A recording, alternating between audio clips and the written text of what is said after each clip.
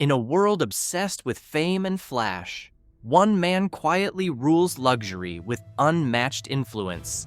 He doesn't chase headlines or show off, yet every Louis Vuitton bag, every Dior gown, every Moet toast builds his empire.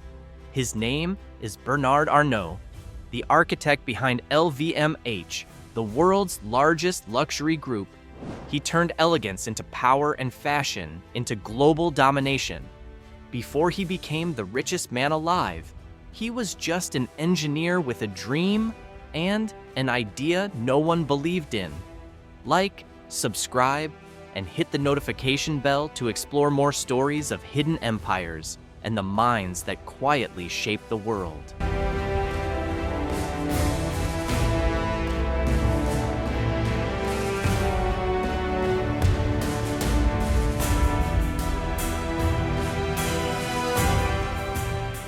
Bernard Arnault was born in 1949 in the industrial town of Roubaix, France.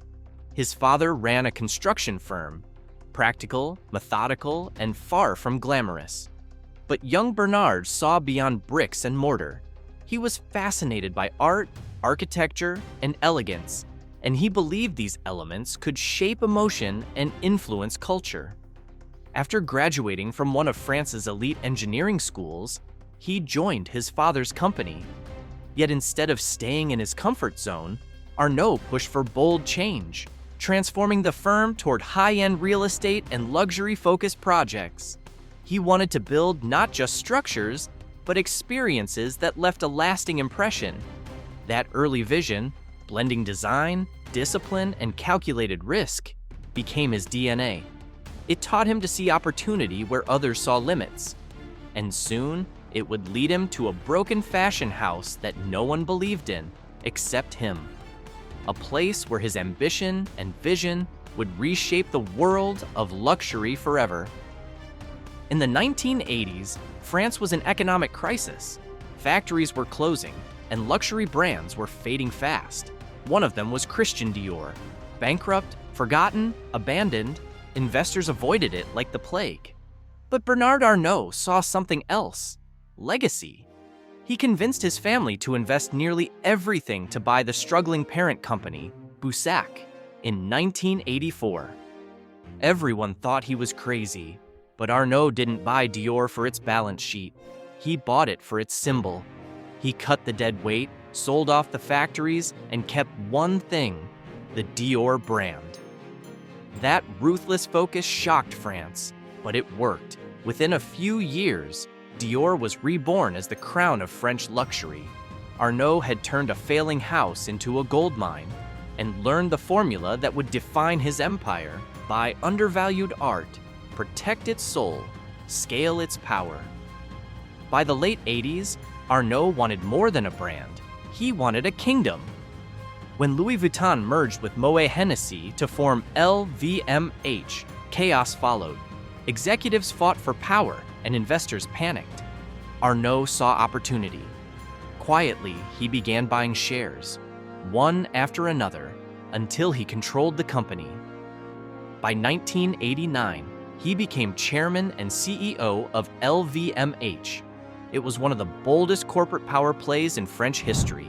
But behind it was a simple belief: luxury isn't about selling things, it's about selling dreams.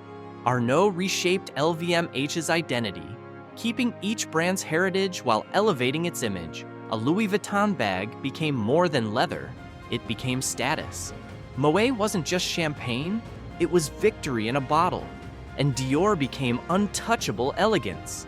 His empire wasn't built on products, it was built on meaning.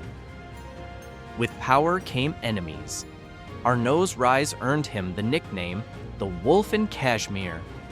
He was calm, polite, but ruthless when needed. In the 1990s, he waged an intense takeover battle for Gucci, sparking one of fashion's most brutal corporate wars. He lost the fight, but earned global respect for his strategic precision and unshakable nerve. Inside LVMH, he demanded excellence. If something didn't fit his vision, he cut it without hesitation. Critics called him cold. Insiders called him obsessed. but obsession built the foundation of his empire. He survived creative conflicts, public backlash, and economic downturns, yet LVMH kept growing.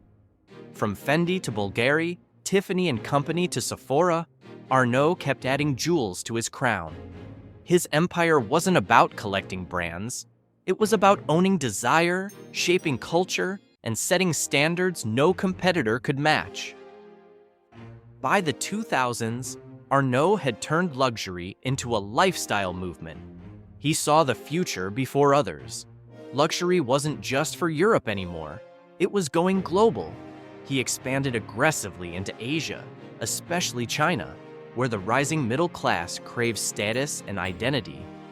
While competitors hesitated, Arnault opened flagship stores that became temples of aspiration. But his genius wasn't just expansion, it was evolution. He understood that culture drives commerce, so he embraced modern icons like Rihanna, Kanye West, and Pharrell Williams, blending streetwear with high fashion. By appointing Virgil Abloh as Louis Vuitton's menswear director, Arnault proved luxury could stay young, bold, and relevant. He built bridges between old money and new fame, between Paris runways and hip-hop playlists. And that's how LVMH became not just a company, but a cultural empire. Every empire mirrors its creator's mindset. Arnault operates by three unshakable principles: control, creativity, and patience. Control, he guards brand identity like treasure. No discounts, no dilution, no chaos. Every LVMH store, ad, and logo must exude excellence. He even influences the smallest details of campaigns to maintain brand perfection. Creativity, he's not a designer, but he knows how to empower them. From Galliano to Lagerfeld, from Jacobs to Abloh, Arnault gave creative freedom within strict boundaries. He understands that innovation without discipline can destroy a legacy. Patience. He doesn't chase trends, he builds legacies. While tech billionaires race for disruption, Arnault masters timelessness. He knows real luxury never rushes. It ages gracefully and retains its aura for decades. This mix of vision, discipline, and restraint made him not just a businessman, but a curator of human desire, shaping culture while quietly expanding an empire that defines modern luxury. By 2023, Bernard Arnault became the richest person on Earth, worth over $200 billion. But wealth was never his endgame. His true currency is influence, the power to define taste, culture, and identity across generations. He turned his 5 children into stewards of the empire, each running divisions of LVMH. He's not just building a company, he's building a dynasty. While other billionaires chase technology or social media empires, Arnault mastered something deeper: aspiration itself. He monetized elegance, emotion, and storytelling. He proved that beauty, when systemized, can be one of the most powerful businesses in the world. Through discipline, control, and strategic vision, he made luxury both art and business, creating an empire that never loses value and continues to set the standard for generations to come. Bernard Arnault's life and career weren't free of obstacles, but his ability to endure and adapt set him apart. He survived financial crises, risky acquisitions, and fierce corporate battles by staying calm under pressure and seeing opportunity where others saw failure.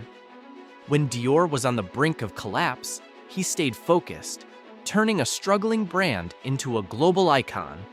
He navigated conflicts with competitors, managed internal dissent, and adapted to changing markets, all while maintaining control over his empire.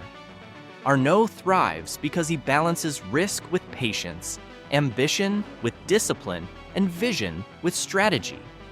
Even in setbacks, he finds a way to turn adversity into growth, proving that survival in business is not about avoiding challenges. It's about mastering them quietly and strategically. Bernard Arnault doesn't make noise, he makes history. While others chase trends, he builds empires that last generations. From Louis Vuitton runways to Dior boutiques glowing worldwide, his influence is everywhere, yet his face remains almost invisible. That's true power. It doesn't need attention because it already owns it. He turned vision into value, elegance into empire, and silence into strength. He reminds us, real wealth isn't in what you show, it's in what you control.